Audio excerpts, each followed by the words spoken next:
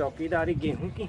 मैं थोड़ा सा अपने आप को रोटेट कर देता हूँ 360 के एंगल पर। मैं आ गया अपने मेन पोजीशन पर। और यह है राम जी के सैनिक जो कि भूसे के अवशेष से अपनी खाद्य आवश्यकता की पूर्ति कर रहे हैं और गेहूं के दाने ढूंढ ढूंढ के खा रहे हैं।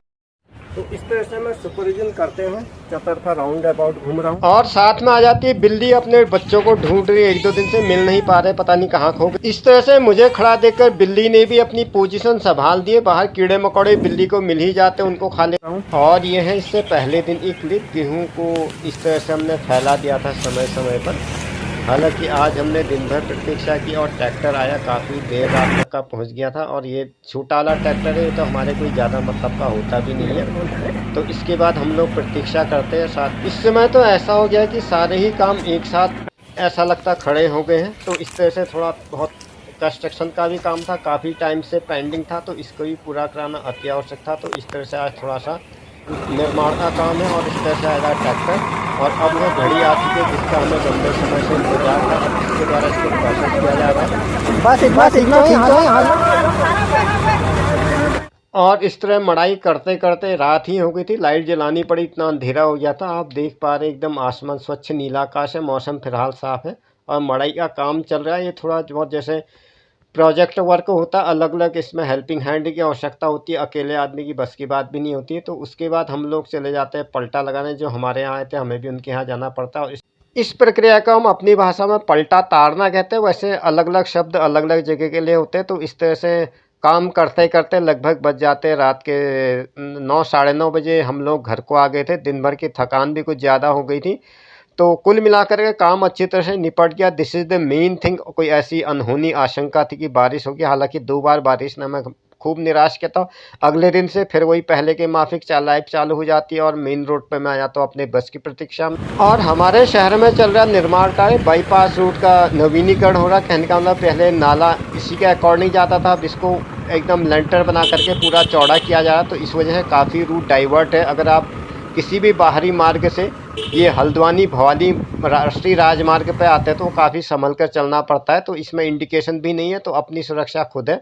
और वापस लौटते लौटते अचानक पड़ गई है बारिश और 2-3 दिन से गर्मी भी काफ़ी हुई थी। फिलहाल हमने गेहूँ मड़ाई कर दी, अभी सुखाने का काम है तो थोड़ा पेंडिंग हो जाएगा। और अचानक ही तेज़ बारिश होने लगती है, उम्मीद नहीं थी कि इतनी तेज़ बारिश हो जाएगी। और इस तरह से दुकान के नीचे अपने आप को बचाता हूँ, मैं यहाँ पर बैठ जाता हूँ। हालांकि मुझे अभी 1-2 चीज़ें और लेनी है। अब देखता हूँ अगर जैसे ही बारिश रुकेगी तो थोड़ा आगे को जाऊंगा, क्योंकि कल और परसों 2 दिन की है छुट्टी। अभी कोई ऐसी जल्दी भी नहीं, अभी थोड़ी देर बारिश के रुकने की मैं यहाँ पर प्रतीक्षा कर लेता हूँ। फिलहाल तो इस समय बारिश रुकी गई, सामने नंदी बैल भी जा रहा, मेरी जीप आ गई तो मैं कैब में बैठ कर निकल जाता हूँ। थोड़ी देर रुकी हुई थी बारिश, खराब एकदम से बारिश ही आने लग गई यहाँ पर। अभी सुबह तक तो मौसम ठीक था, फिर अचानक बारिश आने लग गई। तो कोई फ़ायदा नहीं है, अभी 1-2 चीज़ें लेनी है मैंने मार्केट से। और फिर अचानक दोबारा से तेज़ बारिश होना शुरू हो गई है और यही समय है स्कूल की छुट्टी का। आज एकदम से ठीक बारिश आने लगी। मैं तो खैर ये दुकान के नीचे बैठ गया। अभी कुछ स्कूली छात्र वगैरह जो बिना छाता के बिल्कुल सीना चौड़ा होकर चल रहे हैं, और कुछ इनमें से समझदार स्टूडेंट है जो बारिश के रुकने की प्रतीक्षा कर रहे हैं और एकदम ओट में खड़े हो गए। हालांकि इनके पास छाता, ये लोग भी आगे जा सकते थे। और अब बारिश रुक चुकी है तो मैं अपनी पदयात्रा शुरू करता हूँ। हालांकि अभी काफ़ी पानी बरसा हुआ है और पानी जगह जगह भरा हुआ भी है। तो अचानक आ गई थी बारिश और मैं थोड़ा रुक गया, थोड़ा सब्जी वो भी वगैरह भी लेनी थी। तो बारिश के मौसम में रुक ही जाना चाहिए, रिस्क नहीं लेना चाहिए, क्योंकि कल और परसों है छुट्टी, अब आराम है 2 दिन का। और इसके बाद कल वाली बिल्ली दोबारा आ जाती है, अपने बच्चों को ढूंढते हैं। मुझे लगता है बिल्लियाँ जल्दी भूल जाती है, पता नहीं कब अपने बच्चे कहाँ रख के आई। और उसके बाद लगातार ढूंढ रही हैं, इसको मिल नहीं पा रही, मिलेंगे भी कैसे, यहाँ से तो खुद ही ले गई थी। She searching right now her babies. फिलहाल मैंने इसको बैठा दिया, लेकिन इसको ज़्यादा बिस्तर इस्तर के तो पसंद नहीं आता, बस एक बार ऑब्जर्वेशन कर लेती है। कीड़े मकोड़े भी मिल जाते क्योंकि बाहर फैलाया हुआ है खाद्यान्न, इसकी दोनों आवश्यकता यहाँ से पूर्ति हो जाती है। और इस तरह से अब बाहर चले जाती है तो मैं दरवाज़ा थोड़ी देर बंद कर दूँ।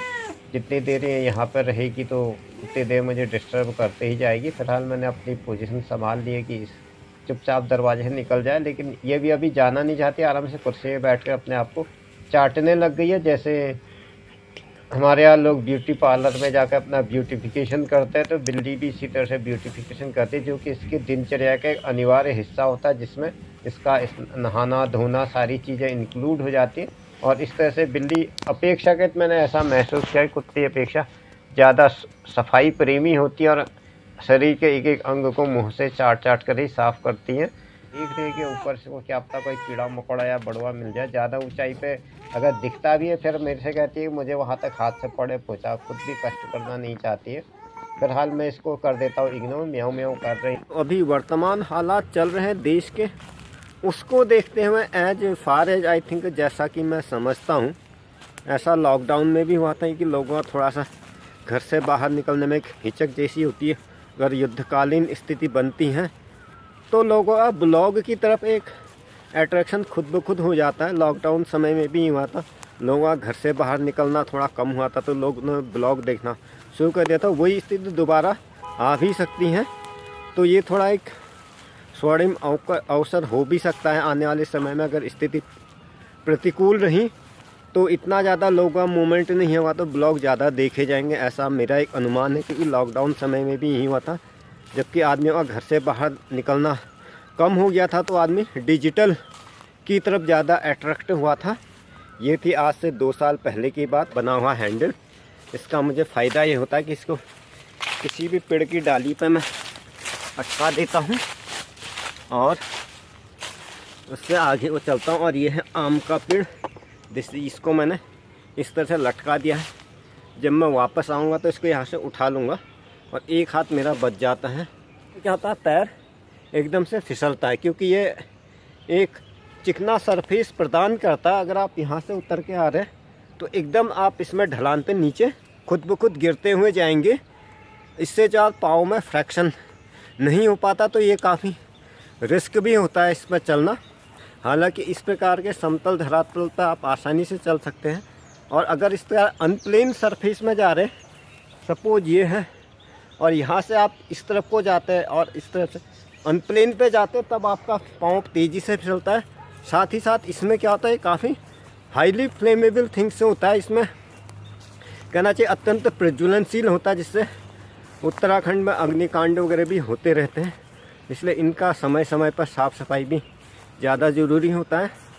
हालांकि अब प्रचुर मात्रा में बारिश हो गई, तो अब इसमें इतना ज़्यादा थोड़ा सा रिस्क फैक्टर नहीं है। यहाँ फैली हुई है और चीड़ का पेड़ इस तरह से होता है, जिसकी पत्ती एकदम सुई के आकार की होती हैं। और ये ज़्यादातर सूखे वाले क्षेत्र में होता है, क्योंकि इससे जो है कम से कम पानी निकालता है और ज़मीन को सूखा कर देता है। और यह है चीड़ का विशालकाय पेड़। इसके नीचे से अब ज़्यादा तो जाना है नहीं, खैर अब वापस घर को ही चलते हैं।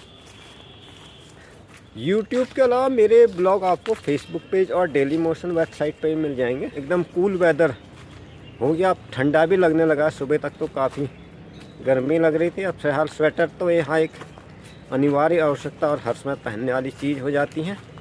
और यहाँ से मैं उतर जाता हूँ नीचे की तरफ को। और ये है अभी नाशपाती के पेड़, और ये है नाशपाती अभी छोटी है हालांकि, लेकिन इसको भी बंदर खा ही लेते हैं और हम तक ये पहुँच नहीं पाती है।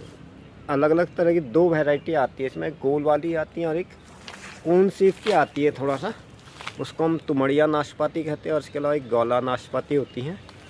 तो अभी तो ये बहुत छोटी हैं, जब ये बड़ी हो जाएगी तब इसमें थोड़ा सा निखार भी आएगा। और अभी इसमें पहचानना थोड़ा मुश्किल भी होता है, क्योंकि एक तो इसका साइज़ छोटा होता है, दूसरा ग्रीन हरे पेड़ में आप हरे फल को इतना जल्दी आइडेंटिफाई नहीं कर सकते हैं।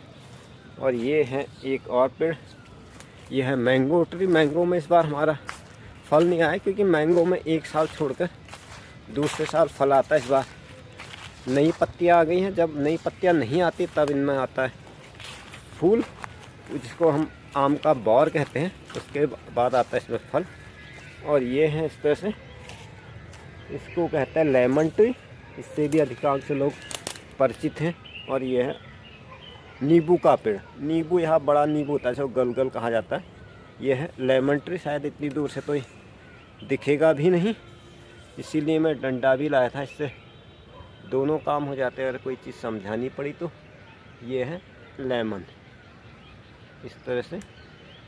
ये अब थोड़ा सा दोनों चीज़ को एक फ्रेम में लेना थोड़ा इससे आसान हो जाता है। और ये है लेमन, ये ऊपर दोनों देख रहे हैं, ये भी लेमन है। इसके अलावा भी और सारे छोटे छोटे लेमन हैं जो एकदम दिखाई नहीं देते हैं। और कोयल ने बोलना शुरू कर दिया है। सामने ही आ जाता हमारा हरा भरा उत्तराखंड। तो आज के लिए बस इतना ही।